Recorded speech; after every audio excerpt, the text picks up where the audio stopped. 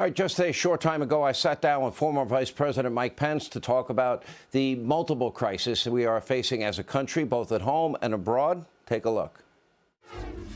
All right, joining us now, former Vice President Mike Pence. Mr. Vice President, how are you, sir? Good to see you, Sean. Thank you.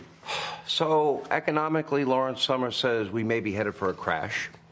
You see the events in the world unfolding: Ukraine, Russia, a new alliance with Russia and China.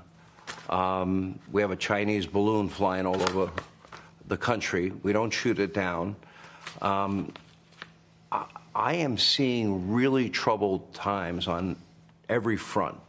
I want to get your take. Well, look, it's all evidence of failed leadership by the Biden administration at home and abroad. I mean, the unprovoked war of aggression, now 1 year in the making in Ukraine with Russia.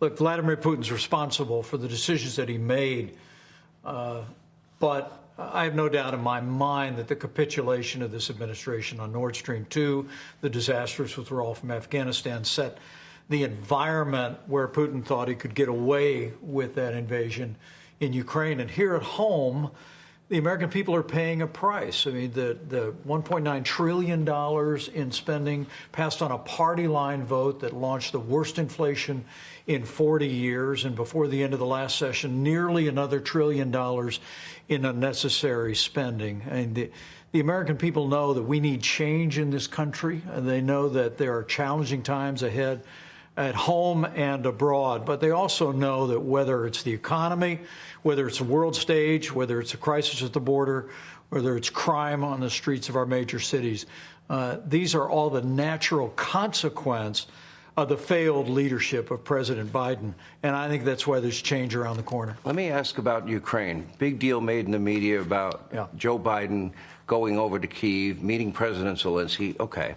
The United States of America has already contributed $133 billion. The rest of Europe, $30 billion.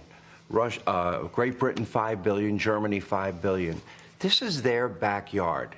But the worst decision I think Joe Biden made, he has prevented countries like Poland from providing fighter jets that Zelensky would need to win the war. Right.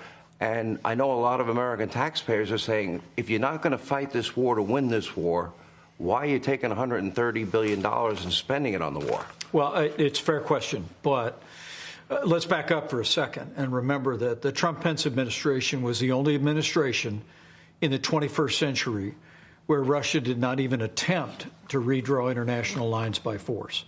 They did it under the Bush administration when the tanks rolled into Georgia. They did it under the Obama administration when they captured Crimea. But under our administration, it was peace through strength, historic investments in our national defense, a willingness to allow our military to prosecute our interests, take the fight to our enemies on our terms, on their soil. That changed under this administration, and it's emboldened not only Putin, but other authoritarian leaders around the world. That said, we're in the fight, and I believe we've got to stay in the fight. You know, it was 1985, State of the Union address by Ronald Reagan, in which he articulated what came to be known as the Reagan Doctrine. He said, we must not break faith with those who are risking their lives to defy Soviet-supported aggression. I mean, as the Bible says, there's nothing new under the sun. What is now has been before. We are involved in a proxy war against the Soviet Union. The Ukrainians are fighting it. And I really believe it's absolutely essential that we see it through. We demand our European allies do more than their share because it is their front yard. But I think it's absolutely essential that after a slow start in providing support to the Ukrainian military by the Biden administration, we're now providing that support, but let's get them what they need, the tanks. Let's get them the F-16s. But Joe Biden vetoed let's support them as they finish this fight. Joe Biden vetoed Poland from giving them MiGs. Right.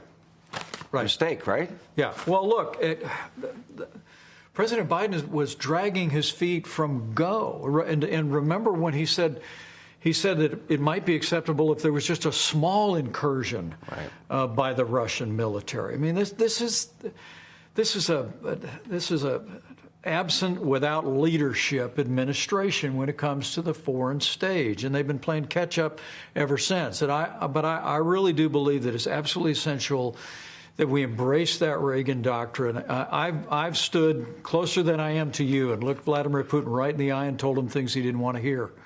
And I got to tell you,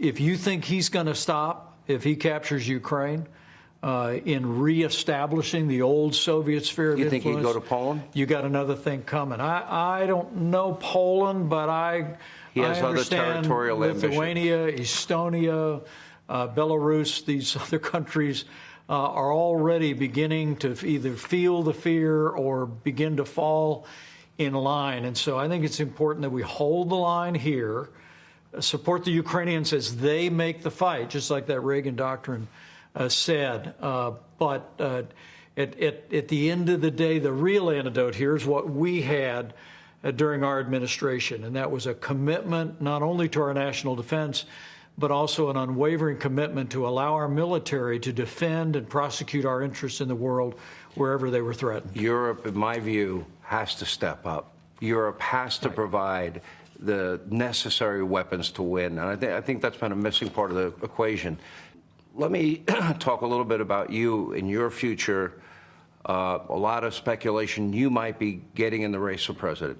Are you thinking about it? Have you decided? Where are you in the process? We are thinking about it. Karen and I have made no decision yet, but we're getting a lot of encouragement from around the country. I was in Iowa and Minnesota last week, taking a stand for parents' rights. We'll be back on the road this week to Texas, and what I'm hearing from people around the country is they want to get back to what we were doing during the Trump-Pence administration. But they also want to begin to challenge and take on some of these major challenges that we face as a country, whether it be geopolitical challenges like China, whether it be a national debt the size of our nation's economy, or whether it be these cultural issues that seem to be treading farther and farther on the traditional values that have made this country great. And so we're going to reflect on all of those things. We're going to continue to give it prayerful consideration. That means you're not going to tell me tonight. I can read. I've been doing this long, and I'm teasing. I promise I'll keep you posted, Sean. If you do get in, it would mean you are going up against your former partner, President Trump. Is that a factor, A? B, where would you be different on issues than President Trump? Well, I said early on that the only thing I had decided was that I wasn't going to let anybody else make the decision for me. So whether it's the former president or any other candidate, we'll make a decision based on what I and my family feel called to do in this moment in the life of the nation. All right, Mr. Vice President, as always, great to see you. Thank you for being with us. Thank you, Sean. Appreciate it. Hey, Sean Hannity here. Hey, click here to subscribe to Fox News YouTube page and catch our hottest interviews and most compelling analysis. You will not get it anywhere else.